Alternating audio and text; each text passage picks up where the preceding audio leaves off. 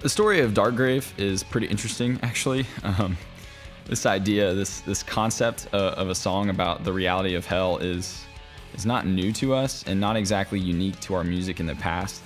We had a song on our Misconceptions EP that's called Anguish, but to be honest, that song is more or less to those inside the church rather than those outside.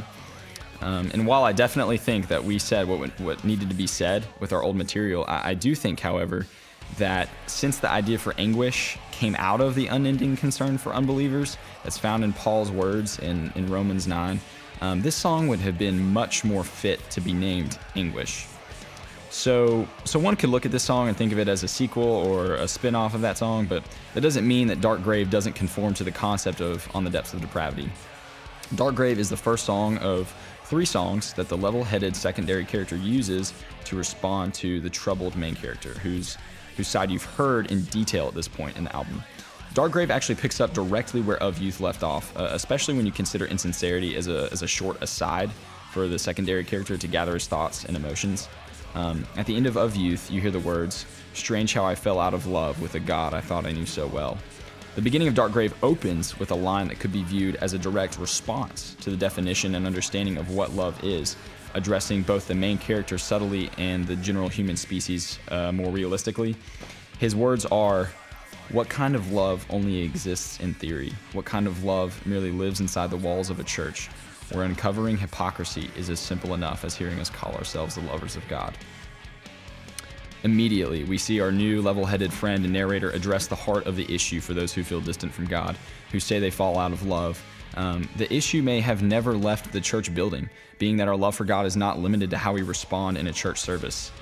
Just because you went through the instructions of a pastor or raised your hands when all the other Christians did or cried one time when you walked up to the front to pray does not mean that you truly love God. Emotions are a tricky thing.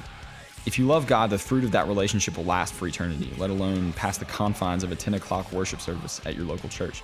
So when we struggle and say that God abandoned us, we must ask if we were ever united with God to begin with.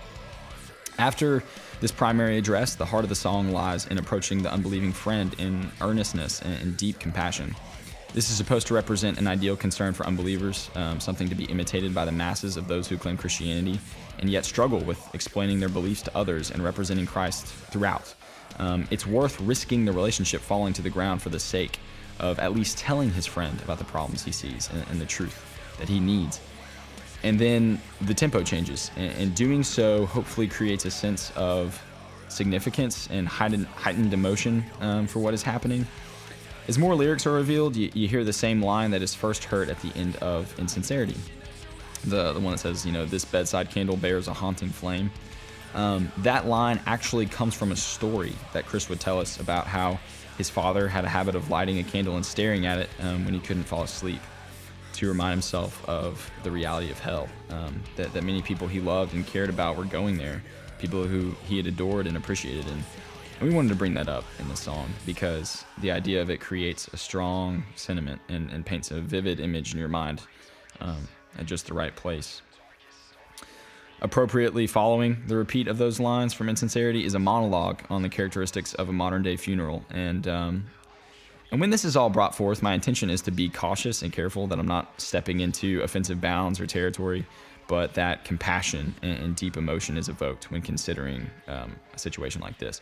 The issue is that funerals nowadays are notorious for informing everyone that the deceased were indeed good people who were undeniably in a better place. The issue is that, no one wants to talk out of disrespect to the deceased, but at the same time, it's tough to feel honest about the issue with every passing funeral for the most part. And so follows this part with the spoken word section.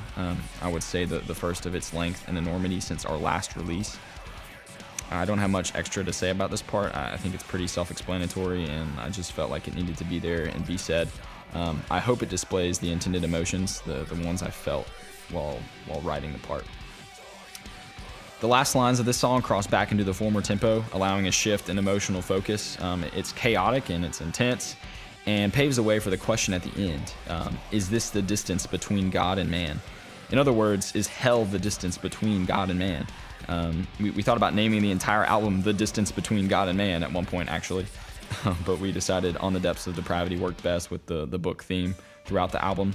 Even so, this is a pretty significant part, and we want those lines to have their effect.